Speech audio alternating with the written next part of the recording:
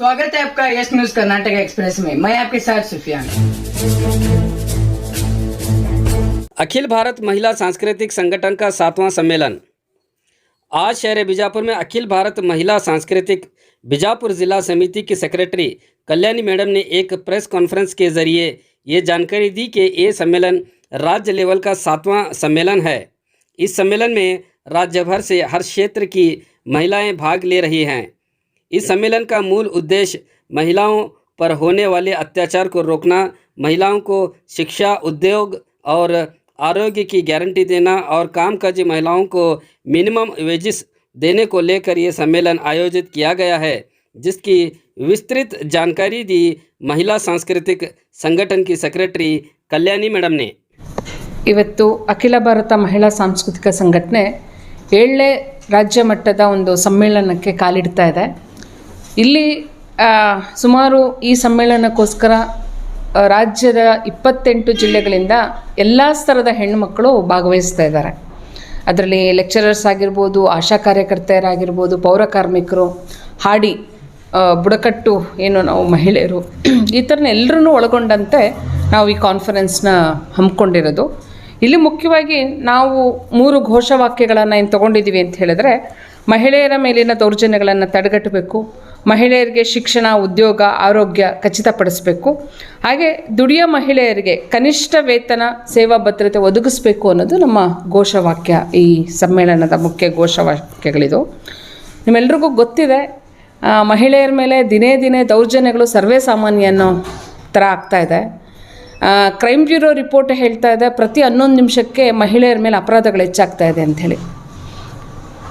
ಮತ್ತೊಂದು ಕಡೆ ನೀವು ನೋಡಿದ್ರಿ, ಹೆಣ್ಣು ಭ್ರೂಣ ಹತ್ಯೆ ಕರ್ನಾಟಕದಲ್ಲಿ, ಮಂಡ್ಯದಲ್ಲಿ ಏನು ತುಂಬ ದೊಡ್ಡ ಸದ್ದು ಮಾಡುತ್ತೋ, ಇದು ಇವತ್ತಿಗೂ ಸಹ 21ನೇ ಶತಮಾನದಲ್ಲಿ ಇರೋ ಅಂಥ ನಮಗೆ ಇವತ್ತು ಹೆಣ್ಣು ಮಕ್ಕಳು ಭಾರ ಅನ್ನೋ ಒಂದು ಪರಿಭಾವನೆ ನಮ್ಮಲ್ಲಿ ಇರೋದ್ರಿಂದಾಗಿ ಹೆಣ್ಣು ಭ್ರೂಣ ಹತ್ಯೆಗಳು ಜಾಸ್ತಿ ಆಗ್ತಾ ಇದೆ। ಮತ್ತೊಂದು ಕಡೆ ದುಡಿಯೋಂಥ ಹೆಣ್ಮಕ್ಳು ಇದನ್ನೆಲ್ಲ ಮೀರಿ ನಾನು ದುಡಿಬೇಕು ಅಂತ ಹೋದಾಗ ಅಲ್ಲಿ ಸಹ ಹೆಣ್ಮಕ್ಳಿಗೊಂದು ಭದ್ರತೆ ಅನ್ನೋದಿಲ್ಲ, ಲೈಂಗಿಕ ಕಿರುಕುಳಗಳು ಜಾಸ್ತಿ ಆಗ್ತಾ ಇದೆ, ಅವ್ರಿಗೆ ಮಾಡಿರೋ ಅಂಥ ಕೆಲಸಕ್ಕೆ ಸರಿಯಾದ ಪ್ರತಿಫಲಗಳು ಸಿಗ್ತಾ ಇಲ್ಲ। ಇಂಥ ಒಂದು ಸಮಾಜದಲ್ಲಿ ನಾವು ಬದುಕ್ತಾ ಇದ್ದೀವಿ। ಸೊ ನಮ್ಮ ಮಹಿಳಾ ಸಂಘಟನೆ AIMSS ನಂಬಿರೋದು ಏನು ಅಂತ ಹೇಳಿದ್ರೆ, ಇವತ್ತಿದೆಲ್ಲ ಬದಲಾವಣೆಗಳಾಗಬೇಕು, ಈ ಸಮಸ್ಯೆಗಳ ಒಂದು ಏನು ಮೂಲ ಇದೆ ಅದಕ್ಕೆ ಕೊಡ್ಲಿಪೆಟ್ಟು ಹಾಕಬೇಕು ಅಂತ ಹೇಳಿದ್ರೆ, ನಾವು ಕಾರ್ಮಿಕರ ಒಟ್ಟಿಗೆ ಸೇರಿಕೊಂಡು, ರೈತ ಕೃಷಿ ಕಾರ್ಮಿಕರ ಒಟ್ಟಿಗೆ ಸೇರಿಕೊಂಡು ಮಹಿಳೆಯರು ದುಡಿಯೋಂಥ ಒಂದು ಏನು ವರ್ಗ ಇದೆ ಅದರ ಜೊತೆ ಸೇರಿಕೊಂಡು ಮೂಲಭೂತ ಬದಲಾವಣೆಗಳಾಗಬೇಕು ಅನ್ನೋ ದಿಕ್ಕಲ್ಲಿ ನಮ್ಮ ಆಶಯ ಇರೋದು। ಇವತ್ತೇನಾದರೂ ಹೆಣ್ಮಕ್ಳು ಒಂದು ಬದಲಾಗಬೇಕು ಜೀವನ ಅಂತ ಹೇಳಿದ್ರೆ, ಇವತ್ತು ನಮ್ಮ ಸಮಾಜದಲ್ಲಿ ಬೇರೂರಿರೋಂಥ ಪುರುಷ ಪ್ರಧಾನ ಮೌಲ್ಯಗಳು ಬದಲಾಗಬೇಕು।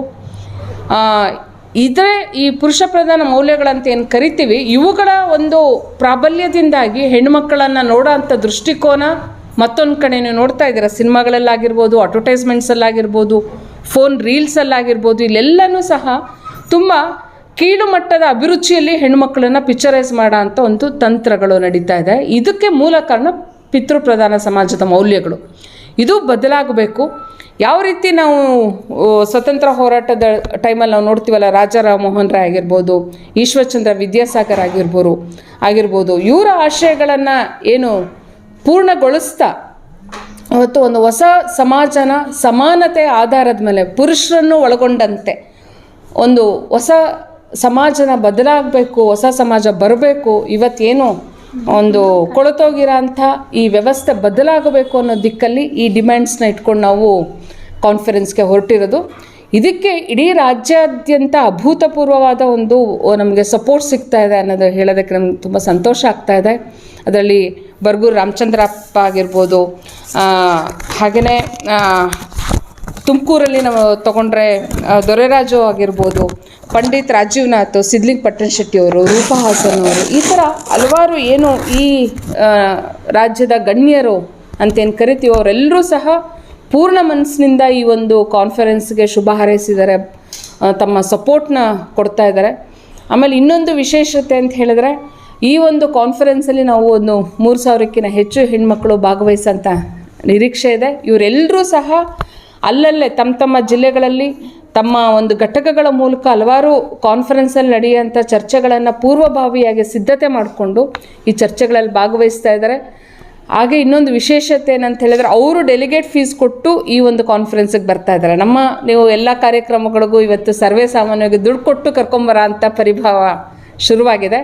ಆದರೆ ಇಲ್ಲಿ ದುಡಿಯೋಂಥ ಹೆಣ್ಮಕ್ಳು ತಮ್ಮ ಒಂದು ದುಡಿತದ ಒಂದು ದಿನದ ಹಣನ ಕೊಟ್ಬಿಟ್ಟು ಈ ಒಂದು ಕಾನ್ಫರೆನ್ಸ್ಗೆ ಬರ್ತಾ ಇದ್ದಾರೆ. ತುಂಬ ಸಂತೋಷವಾಗಿ ನಮ್ಮ ಬದಲಾವಣೆ ಕಂಡ್ಕೋಬೇಕು, ಮಹಿಳಾ ಒಂದು ವಿಮುಕ್ತಿ ಆಗಬೇಕು ಅನ್ನೋ ಒಂದು ಆಶಯದಿಂದ ಒಂದು 7ನೇ ರಾಜ್ಯ ಮಟ್ಟದ ಕಾನ್ಫರೆನ್ಸ್ಗೆ ಎಲ್ಲ ಕಡೆಯಿಂದ ಎಲ್ಲ ಸ್ತರದ ಹೆಣ್ಮಕ್ಳು ಸಂತೋಷವಾಗಿ ಭಾಗವಹಿಸ್ತಾ ಇದ್ದಾರೆ. ನಾನು ಇಲ್ಲಿನೂ ಸಹ ಬಿಜಾಪುರದ ಜನತೆಯಲ್ಲಿನೂ ಕೇಳ್ಕೊಡೋದು, ಹೆಚ್ಚಿನ ಸಂಖ್ಯೆಯಲ್ಲಿ ನೀವುಗಳು ಸಹ ಭಾಗವಹಿಸಿ ಈ ಅಶ್ಲೀಲತೆ ವಿರುದ್ಧ ಹಾಗೆ ಪಿತೃಪ್ರಧಾನ ಒಂದು ಮೌಲ್ಯಗಳನ್ನು ವಿರುದ್ಧ ನಾವು ಮೆಟ್ಟು ನಿಲ್ಲೋದಕ್ಕೆ ಎಲ್ಲರೂ ಒಗ್ಗೂಡಬೇಕು ಅಂಥೇಳಿ ನಾನು ಕರೆ ಕೊಡ್ತಾ ಇದ್ದೀನಿ. ಕಾರ್ಯಕ್ರಮ ದಾವಣಗೆರೆಯಲ್ಲಿ ನಡೀತಾ ಇರೋದು ಸರ್. ಫಸ್ಟು 7ನೇ ತಾರೀಕು ಒಂದು ಬಹಿರಂಗ ಅಧಿವೇಶನ ಇರುತ್ತೆ. ಈ ಬಹಿರಂಗ ಅಧಿವೇಶನದ ಒಂದು ಉದ್ಘಾಟನೆಯನ್ನು ರೂಪಾ ಹಾಸನ್ ಅವರು ಮಾಡ್ತಾ ಇದ್ದಾರೆ. ಅವರು ನಿಮ್ಮೆಲ್ರಿಗೂ ಗೊತ್ತಿದೆ, ಆ್ಯಕ್ಟಿವಿಸ್ಟು ಜೊತೆಗೆ ಲೇಖಕರು, ಇಡೀ ರಾಜ್ಯದಲ್ಲಿ ಹೆಸರು ಮಾಡಿರೋಂಥವ್ರು, ಸಾಮಾಜಿಕ ಕಳಕಳಿ ಉಳ್ಳವರು. ಇವರು ಉದ್ಘಾಟನೆ ಮಾಡ್ತಾಯಿದ್ದಾರೆ. ಅದಾದ ನಂತರ ಮೆರವಣಿಗೆ ಮೆರವಣಿಗೆ ಉದ್ಘಾಟನೆನ ಮಾಡಿ ಈ ಮುಖ್ಯ ಅತಿಥಿಗಳಾಗಿ ಫಸ್ಟು ಓಪನ್ ಸೆಷನ್ಗೆ ಶ್ರೀಮತಿ ಕೆ ಉಮಾ ಅಂಥೇಳಿ ಅವರು ರಾಜ್ಯ ಕಾರ್ಯದರ್ಶಿಗಳು SUCI, ಇವರು ಮುಖ್ಯ ಅತಿಥಿಗಳಾಗಿ ಭಾಗವಹಿಸ್ತಾ ಇದ್ದಾರೆ. ತದನಂತರ ಅಂದರೆ 8ನೇ ತಾರೀಕು ಚನ್ನಗಿರಿ ವಿರೂಪಾಕ್ಷಪ್ಪ ಕಲ್ಯಾಣ ಮಂಟಪದಲ್ಲಿ ನಮ್ಮ ಡೆಲಿಗೇಟ್ ಸೆಷನ್ಸು ಇರುತ್ತೆ, ಬೇರೆ ಬೇರೆ ಗೋಷ್ಠಿಗಳು ಇರುತ್ತೆ. ಇಲ್ಲಿ ಇದನ್ನು ಉದ್ಘಾಟನೆ ಬಿಟ್ಟು ಜಾಹ್ನವಿ ಅವರು ಬರಹಗಾರರು ದಾವಣಗೆರೆ, ಇವರು ಉದ್ಘಾಟಿಸ್ತಾ ಇದ್ದಾರೆ. ಹಾಗೆ ಈ ಸಂದರ್ಭದಲ್ಲಿ ನಾವು ಸ್ಮರಣ ಸಂಚಿಕೆಯೂ ಸಹ ಉದ್ಘಾಟನೆ ಮಾಡ್ತಾ ಇದ್ದೀವಿ. ಅದನ್ನು ಕಲೀಂ ಬಾಷಾನವರು ಉದ್ಘಾಟಿಸ್ತಾ ಇದ್ದಾರೆ. ಇದು ನಮ್ಮ ಮುಖ್ಯ ಪ್ರೋಗ್ರಾಮು. ಅದಾದ ಮೇಲೆ ಏನು ಸರ್? ಇಲ್ಲ ಸರ್, ಇಲ್ಲ ಯಾರು ನಮ್ಮ ಯಾರೂ ರಾಜಕೀಯ ವ್ಯಕ್ತಿಗಳು ಇಲ್ಲಿಲ್ಲ. ಯಾಕೆ ಅಂತ ಹೇಳಿದ್ರೆ ಎಷ್ಟೋ ಇದನ್ನೆಲ್ಲ ಕಡಿವಾಣ ಹಾಕೋದಕ್ಕೆ ಸಾಧ್ಯ ಆಗಿರೋದು ರಾಜಕೀಯ ವ್ಯಕ್ತಿಗಳಿಗೆ ಸರ್. ಇವತ್ತು ಸೈಬರ್ ಏನು ಕ್ರೈಮ್ಸ್ ಜಾಸ್ತಿ ಆಗ್ತಾ ಇದೆ, ಇದಕ್ಕೆ ಕಾರಣ ಏನು ಅಂಥೇಳಿ ಅವ್ರುಗಳೇ ಹೇಳ್ತಾ ಇದ್ದಾರೆ. ಅಶ್ಲೀಲ ಸಿನಿಮಾ ಸಾಹಿತ್ಯಗಳು, ಫೋನು ವೆಬ್ಸೈಟ್ಗಳಾಗಿರ್ಬೋದು, ಅಥವಾ ನಮ್ಮ ಮೊಬೈಲ್ಗಳಲ್ಲಿ ಬರ್ತಾರಂಥ ಅಶ್ಲೀಲತೆ ಆಗಿರ್ಬೋದು, ಇದನ್ನು ತಡೆಗಟ್ಟೋದಕ್ಕೆ ಸಾಧ್ಯ ಆಗಿರೋದು ಸೆನ್ಸರ್ ಬೋರ್ಡ್ಗೆ ಸರ್. ಸೆನ್ಸರ್ ಬೋರ್ಡು ಕಡಿವಾಣ ಹಾಕ್ಬೋದು. ಈ ಅಧಿಕಾರಿಗಳು ತಮ್ಮ ಒಂದು ಲಾಭಕ್ಕೋಸ್ಕರ, ತಮ್ಮ TRPಗೋಸ್ಕರ ಇದನ್ನೆಲ್ಲ ತುಂಬ ಸುಲಭವಾಗಿ ಹರಿಬಿಡೋದಕ್ಕೆ ಅವಕಾಶ ಮಾಡಿಕೊಡ್ತಾ ಇರೋದು ಇದೇ ರಾಜಕೀಯ ಪಕ್ಷಗಳು, ವ್ಯಕ್ತಿಗಳು. ಸೊ ಹೀಗಾಗಿ ಅವ್ರನ್ನ ನಾವು ಯಾರೂ ಸಹ ಈ ಒಂದು ಇದಕ್ಕೆ ಬರ್ತಾ ಇಲ್ಲ. ನಮ್ಮ ಮುಖ್ಯ ಉದ್ದೇಶ ಇರೋದು ಮಹಿಳಾ ಸಮಸ್ಯೆಗಳನ್ನು ಹೋಗಲಾಡಿಸೋದಕ್ಕೆ ನಾವೇನು ಮಾಡಬೇಕು, ಹೆಣ್ಮಕ್ಳಾಗಿ ನಮ್ಮ ಜವಾಬ್ದಾರಿಯನ್ನು, ಸಮಾಜದ ಒಂದು ಸ್ವಾಸ್ಥ್ಯನ, ಸಮಾಜನ ನೆಮ್ಮದಿಯ ಕಾಪಾಡೋದಕ್ಕೆ ಹೆಣ್ಣುಮಕ್ಕಳಾಗಿ ನಾವು ಯಾವ ರೀತಿಯಾಗಿರೋಂಥ ಒಂದು ಜವಾಬ್ದಾರಿಯನ್ನು ನಿರ್ವಹಿಸಬೇಕು, ಹಾಗೆ ನಮ್ಮ ಹೋರಾಟದ ದಿಕ್ಕು ಹೇಗೆ ಸಾಗಬೇಕು ಅನ್ನೋದನ್ನು ನಾವು ಈ ಕಾನ್ಫರೆನ್ಸಲ್ಲಿ ಚರ್ಚೆಗಳಾಗತ್ತೆ. ಹಾಗೆಯೇ ಇದಕ್ಕೆ ನಮಗೆಲ್ಲ ಸಾಕಷ್ಟು ಹುರಿದುಂಬ್ಸ್ ಅವರಂತರು, ಗೈಡ್ ಮಾಡೋ ಅಂಥವ್ರು ಅತಿಥಿಗಳಾಗಿ ಬರ್ತಾ ಇದ್ದಾರೆ. ರಾಧಾಕೃಷ್ಣ ಅಂಥೇಳಿ ಅವರು ಪಾಲೆಟ್ ಬ್ಯೂರೋ ಮೆಂಬರು SUCI. ಹಾಗೆಯೇ ನಮ್ಮ ರಾಜ್ಯ ಕಾರ್ಯದರ್ಶಿಗಳು ಬರ್ತಾ ಇದ್ದಾರೆ. ಹಾಗೆಯೇ ಚಬ್ಬಿ ಮೊಹಂತಿ ಅವರು ಅಖಿಲ ಭಾರತ ಮಹಿಳಾ ಸಾಂಸ್ಕೃತಿಕ ಸಂಘಟನೆ ಕಾರ್ಯದರ್ಶಿಗಳು ಬರ್ತಾ ಇದ್ದಾರೆ. ಹಾಗೆ ಸುಧಾ ಕಾಮಂತ್ ಆಲ್ ಇಂಡಿಯಾ ನಾಯಕರುಗಳು, ಈ ಥರ ಹಲವಾರು ಮಂದಿ ಈ ಒಂದು ಕಾನ್ಫರೆನ್ಸಲ್ಲಿ ಭಾಗವಹಿಸ್ತಾ ಇದ್ದಾರೆ ಸರ್. ನನ್ನ ಹೆಸರು ಕಲ್ಯಾಣಿ ಅಂಥೇಳಿ, ನಾನು ಅಖಿಲ ಭಾರತ ಮಹಿಳಾ ಸಾಂಸ್ಕೃತಿಕ ಸಂಘಟನೆಯ ಸೆಕ್ರೆಟರಿಯೇಟ್ ಸದಸ್ಯರು. Delta learn online spoken English classes लाया है आपके लिए सुनहरा मौका। स्पोकन इंग्लिश आजकल न सिर्फ एक शौक़ है बल्कि अहम ज़रूरत बन चुका है।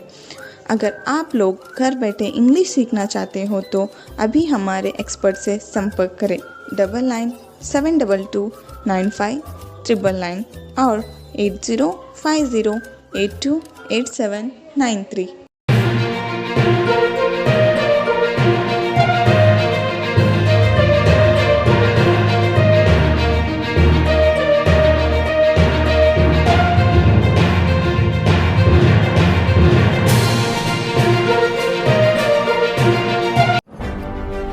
ಯಾವುದೇ ಹೊಸ ಸುದ್ದಿಯನ್ನ ನೋಡಲು ನಮ್ಮ ಎಸ್ ನ್ಯೂಸ್ ಕರ್ನಾಟಕ ಎಕ್ಸ್‌ಪ್ರೆಸ್‌ನ ನೋಡ್ತಾ ಇರಿ, ಹಾಗೆ ನಮ್ಮ ಚಾನೆಲ್ನ ಸಬ್ಸ್ಕ್ರೈಬ್ ಮಾಡಿ, ಬಾಜು ಇರುವ ಬೆಲ್ ಐಕಾನ್ ಅನ್ನ ಕ್ಲಿಕ್ ಮಾಡಿ, ಹಾಗೆ ನಮ್ಮ ಚಾನೆಲ್ನ ಲೈಕ್ ಮಾಡಿ, ಶೇರ್ ಮಾಡಿ.